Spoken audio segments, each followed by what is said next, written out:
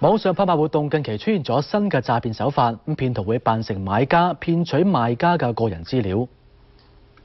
拍賣網上面呢一隻手錶開價1000蚊，有人開雙倍價錢，提出唔經拍賣程序直接買，但係就話自己唔喺香港，要匯錢過嚟，要求賣家提供姓名、地址同埋銀行戶口等資料。有用戶就懷疑係不法分子想套取賣家個人資料嘅手法。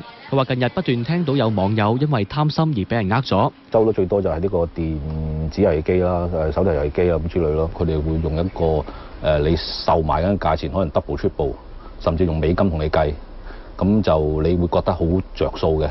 咁呢個情況會見得到，因為呢個係冇乜可能嘅。警方數字顯示，上年破獲嘅網上商業騙案有近260宗，比07年急升80%。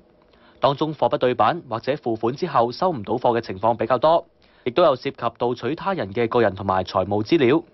不法分子可能用呢一啲資料用嚟申請信用卡同埋貸款。負責人話喺網上就算買乜嘢都好，咁最緊要根據網站所建議嘅交易方式去交收，咁千祈唔好透露任何個人嘅聯絡方法或者係銀行嘅戶口資料。